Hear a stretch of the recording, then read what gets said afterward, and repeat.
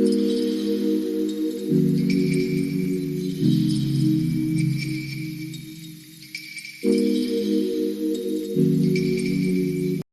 Everyone, अस्सलाम वालेकुम। कैसे हैं आप सब लोग। तो ये मॉर्निंग का टाइम है, कितना फॉगी है आजकल से, अभी शुरू हो गया है चेंज होना वेदर। तो बहुत ही फॉगी था सुबह मॉर्निंग में। तो आइए अब किचन में चलते हैं। मॉर्निंग का टाइम है तो मैं बच्चों के लिए लंच बना रही थी जो उन्होंने स्कूल लेके जाना है। तो ये उमर के लिए लंच था, बाकी दोनों बच्चे तो स्कूल से ही ले लेते हैं, मतलब उनको वो तो वहीं से बाय करके खा लेते हैं। बट उमर को जो है ना मुझे घर में से देना पड़ता है, क्योंकि उसको वहाँ का जो टेस्ट है वो पसंद नहीं है, क्योंकि उनका बहुत ब्लैंड सा होता है ना, सॉल्ट एंड पेपर उसकी चॉइस की ना, बहुत ही पिकी है वो, खाने में चूज़ी है चीज़ें, मतलब इजीली उसको पसंद नहीं आती हैं। तो उसके लिए ना मुझे घर में ही कुछ ना कुछ उसको बना के देना पड़ता है। इवन कि वो ये जो मैं उसको बना के भी देती हूँ ना, कभी ये घर का लंच भी बहुत ही हार्डली, मतलब वो पूरा कभी पूरा फिनिश नहीं करता। ख़ैर अभी मैंने ये नोट किया है कि अगर मैं उसको क्रिस्प्स या दूसरी चीज़ें साथ दे देती हूँ ना साइड्स में, मतलब कुछ मतलब आइटम्स, तो वो उनको खा लेता है और जो मेन लंच होता है उसको स्किप कर देता है। तो अभी मैंने प्लान किया है कि अब मैं उसको ना सिर्फ़ ये सैंडविच ही दिया करूँगी। एक ही ऑप्शन होगा ना तो फिर वो उसी को ख़त्म करेगा, और ऐसा 1-2 बार हुआ भी है। तो अभी मैंने उसको सिर्फ़ एक ही कोशिश करूँगी, चीज़ें ज़्यादा ना दूँ। तो ख़ैर अभी जो है मैंने उसके लिए सैंडविच बनाया, सलामी सैंडविच। ये बन्स जो है ना ये बहुत ज़बरदस्त हैं, ये सबवे टाइप के बन्स हैं और बहुत सॉफ्ट, और उनका जो टेस्ट है बिल्कुल आपको लगता है जैसे आप सबवे का सैंडविच खा रहे हैं। तो इसमें मैंने सलामी, टर्की के जो सलामी थी वो डाली है, और उसके साथ 2 सब्ज़ियाँ, मतलब 2 वेजिटेबल्स जो उसकी फ़ेवरेट है, टमाटो एंड क्यूकम्बर, वो डाला, और उसके साथ केचप। अब मैं इसको जो है रैप कर दूँगी फ़ॉइल के अंदर और उसको उसके लंच बॉक्स में रख दूँगी। और इस तरह से मैंने उसके 2 पीसेस भी कर दिए ताकि उसको कैरी करने में, उठा के खाने में जो है ना वो ईज़ी रहे। क्योंकि बड़े अगर पीसेस हों तो वो फिर भी बच्चे जो है ना बहुत उनके लिए कंफर्टेबल नहीं होता, और वो उसको फिर जो है ना, और फिर वो उसको प्रेफ़र करते हैं कि ना ही खाएँ और छोड़ दें ना, अपनी बातों में, गेम्स में बच्चे बिज़ी होते हैं आई थिंक लंच टाइम में, और दूसरे बच्चे भी होते हैं उनके साथ। तो उमर का तो मुझे यही लगता है कि ये ना अपने बाकी फ्रेंड्स के साथ सिर्फ या बातें करता है या और खेलता कूदता है, और लंच ये पूरा फिनिश नहीं करता। खैर अभी बड़ा भी हो रहा है आहिस्ता आहिस्ता, तो मैं इसको रिमाइंड करवाती हूँ कि तुमने अपना लंच फिनिश करना है, क्योंकि बहुत ही मतलब मेन मील में से होता है लंच टाइम में। अगर वो नहीं करेगा तो फिर क्या एनर्जी होगी। तो खैर अब इसका लंच बॉक्स रेडी था, और मैं, और ये देखें जी उमर साहब भी रेडी हैं, लेकिन अपनी हमारे मेन के साथ वो खेल रहा है, और उसकी कैब आ गई मीनवाइल। और मैं उसको बाय करने बाहर आई, बाहर तक छोड़ने, क्योंकि मैं रोज़ाना उसको एटलीस्ट दरवाज़े तक ज़रूर छोड़ने आती हूँ। तो ख़ैर हम मैंने उसको बाय बाय बोला, वो कैब में बैठ गया और फिर चला गया। अच्छा, तो आज ये बहुत एक मेरे लिए अच्छी न्यूज़ थी कि मेरी गाड़ी वापस आ गई थी। आप लोगों के साथ मैंने शेयर तो किया ही था, 1 महीना पहले मेरी गाड़ी का बहुत बुरा एक्सीडेंट हुआ था।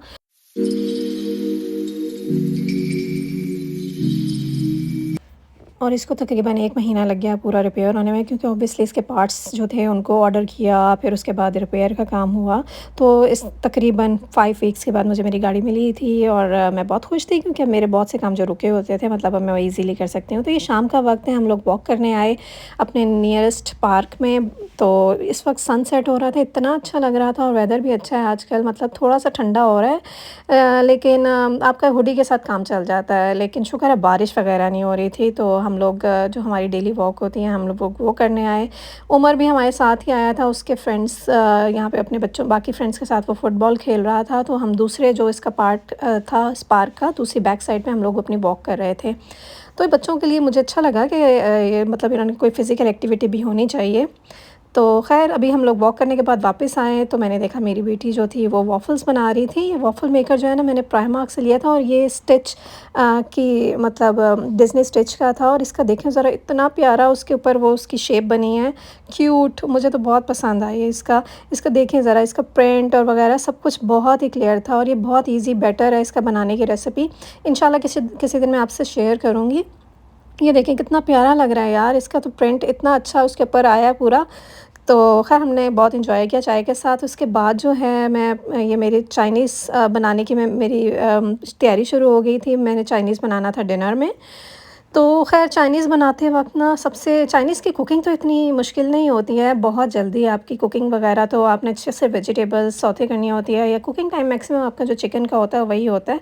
अदरवाइज़ तो चाइनीज़ में जो है ना कुकिंग टाइम इतना नहीं होता, लेकिन ये जो कटिंग है ना वेजिटेबल्स की वन बाय वन आपको हर सब्ज़ी को काटना पड़ता है। और उसके अलावा अगर आप डिफ़रेंट डिशेज़ बना रहे हैं लाइक चाउमीन या अगर आप सूप वग़ैरह बना रहे हैं तो उसकी शेप भी डिफ़रेंट होती है, आपको उसको डिफ़रेंट शेप में कटिंग करनी पड़ती है, इसलिए ना और ज़्यादा हैसल वाला काम मुझे चाइनीज़ उस तरह से तो मुश्किल नहीं लगता, लेकिन सब्ज़ियाँ काटने का काम ना मुझे बहुत डिफ़िकल्ट लगता है। ख़ैर यूके में कुछ यहाँ पे जो है स्टोर्स में सब्ज़ियाँ कटी भी मिल जाती हैं, मतलब पूरे पैक्स होते हैं जिसमें चाउमीन स्टाइल की भी वो मिल जाती हैं। और अगर आपने किसी सॉस या उसकी करी में डालनी है वेजिटेबल्स तो वो उसके अलग-अलग डिफ़रेंट पैक्स मिल जाते हैं।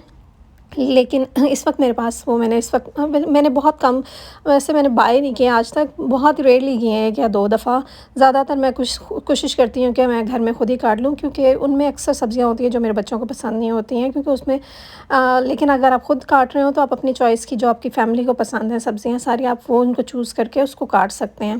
खैर ये सब्ज़ियों को काटने का काम जो था ना ये थोड़ा-सा टाइम टेकिंग था। और खैर मैंने इस वक्त मैं काट रही थी, आज मैंने बनाना था चिली चिकन थाई स्टाइल में। तो उसके लिए मैंने आज कैरेट भी उसमें डाल रही थी। नॉर्मली मैं कैरेट नहीं डालती हूँ, सिर्फ प्याज और क्या शिमला मिर्च और इसके अलावा क्या कहते हैं रेड वाली शिमला शिमला मिर्च जो होती है वो, दोनों टाइप की, ग्रीन, और वो डाल देती हूँ और प्याज डाल देती हूँ। इसके अलावा मैं कब सब्ज़ियाँ इतनी ज़्यादा नहीं डालती। और लेकिन आज मैंने सोचा इसमें कैरेट भी डालते हैं, कैरेट का भी बहुत अच्छा टेस्ट आता है।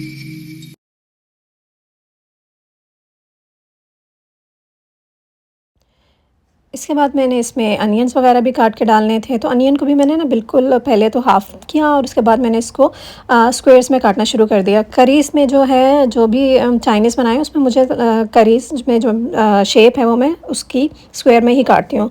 तो वोक मैंने लिया, उसके अंदर मैंने ऑयल डाला और उसके बाद मैंने जो चिकन था ये मैंने तकरीबन 1 केजी के करीब ही था, इसको फ्राई होने के लिए रख दिया, क्योंकि इसको अच्छी तरह से जब ये फ्राई हो जाता है ना, इसका जो कलर आता है वो बहुत ज़बरदस्त होता है और एक अच्छी सी खुशबू भी आना शुरू हो जाती है, और जो चिकन की स्मेल है ना वो ख़त्म हो जाती है। इसलिए मैं हमेशा, चाहे मैं देसी कुकिंग कर रही हूँ या तो फिर मैं चाइनीज़ कर रही हूँ, मैं चिकन को हमेशा पहले फ्राई करती हूँ ताकि उसकी जो खुशबू है ना, जो स्मेल होती है कच्चेपन की, वो ख़त्म हो जाए और एक फ्राइड वाली जो चिकन की वो है खुशबू आनी शुरू हो जाती है।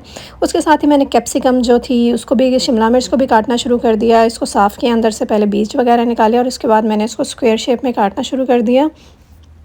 चाइनीज़ में आप एक अच्छी चीज़ मुझे जो लगती है ना, आप मीट के साथ-साथ ना आप सब्ज़ियाँ भी खा लेते हैं डिफ़रेंट टाइप्स की, जो कि मतलब एक ही, जैसे हमारी देसी कुकिंग में तो होता है ना कि हमने एक सब्ज़ी डाल ली और एक मीट की, मतलब कोई भी फ़ॉर्म यूज़ कर लेते हैं।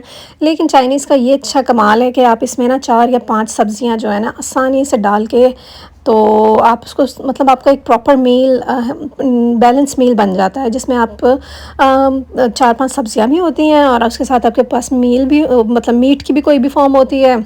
तो इस तरह से हम लोग एक बैलेंस फॉर्म ऑफ हमारे जो मील है ना वो बन जाती है, और इसके साथ हम राइस ले लेते हैं या नूडल्स ले लेते हैं, तो हमारे जो कार्ब्स की जो रिक्वायरमेंट है ना बॉडी में वो भी पूरी हो जाती है। तो चाइनीज़ तो मुझे ना बहुत ही बैलेंस्ड मील लगता है।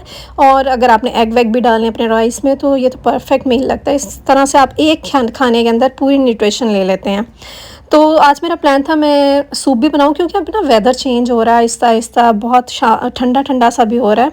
सितंबर का एंड हो चुका है ऑब्वियसली, अब ये तो एक्सपेक्टेड है। यूके की तो वैसे भी समर्स जो है ना बहुत ही शॉर्ट होती हैं, मतलब जून और जुलाई और मैक्सिमम अगस्त 3 महीने भी ना, उसमें भी इतनी बारिशें भी अक्सर हो जाती हैं कि टेम्परेचर जो है ज़्यादातर फिर वो नीचे आ जाता है। हम लोगों को कुछ ही दिन मिलते हैं जिसमें जो है फुली हम सन को एंजॉय कर पाते हैं, तो वो दिन जो होते हैं ना वो बहुत ही कम होते हैं। खैर और इस बार तो कुछ ज़्यादा ही कम थे, क्योंकि इतनी बारिश हुई हैं समर में कि हम लोगों को लग ही नहीं रहा था कि ये समर है। इतनी बारिशें और इतने तूफ़ान भी बीच में आए हैं कि टेम्परेचर जो था ना वो बहुत ही कम रहा है, लो रहा है। इस वजह से जो है ना समर के जो सनी डेज़ थे वो बहुत कम थे। और अभी सब तो वैसे ही सितंबर का एंड हो चुका है, तो अब तो वेदर वैसे ही चेंज हो गया, हवा भी चलती रहती है और टेम्परेचर भी लो हो गया। तो इस वेदर को एंजॉय करने का सिर्फ़ एक ही सबसे बेस्ट तरीका था कि हम लोग आजकल गरम-गरम सूप भी पिएँ। तो मैंने तो प्लान किया था और बच्चों को भी बताया था कि हफ़्ते में मैं कोशिश करूँगी कि 2-3 बार तो सूप लाज़मी बनाऊँ ना। कभी चिकन कॉर्न सूप बना लूँगी, कभी टोमेटो सूप बना लूँगी, कभी हॉट एंड सॉर।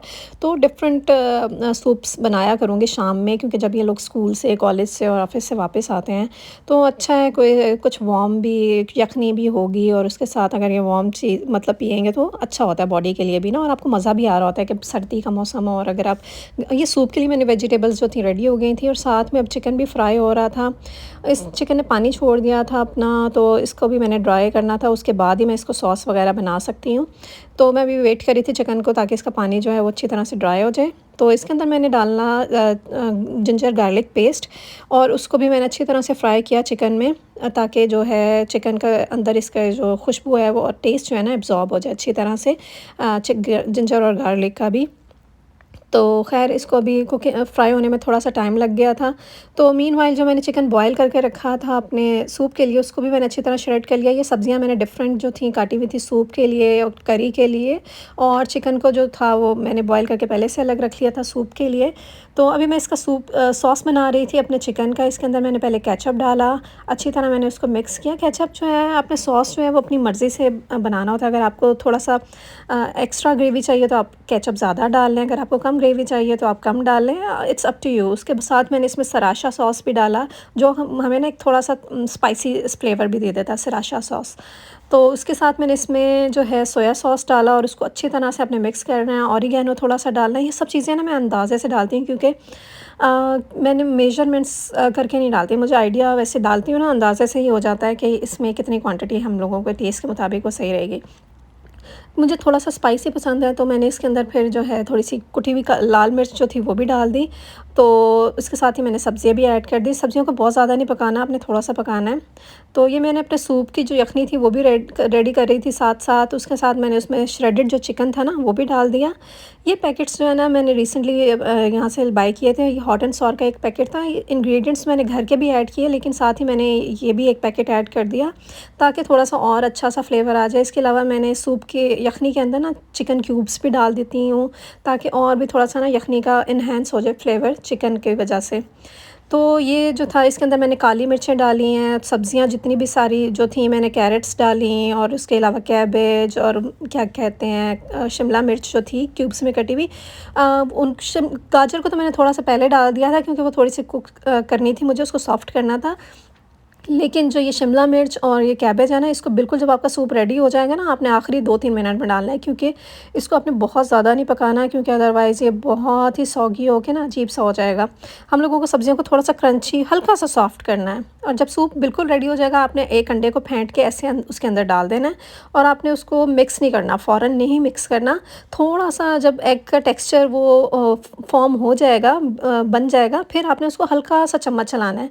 तो इससे आप देखेंगे कि जो एग एग का जो फॉर्म हो गया ना, मतलब उसकी जो टेक्सचर बनेगा वो बहुत अच्छा लगता है देखने में। ये नहीं होगा कि मिक्स हो जाएगा पूरे का पूरा सूप में। एग एग की एक आपको अलग शक्ल नज़र आ रही होती है सूप के अंदर। तो इसका यही होता है कि आपने इसको बहुत हल्के से चलाना होता है, ताकि एग जो अब गर्म पानी में जब उसमें सूप में जाता है ना, वो आहिस्ता से वो फॉर्म हो जाती है, वो थोड़ा सा हार्ड हो जाता है।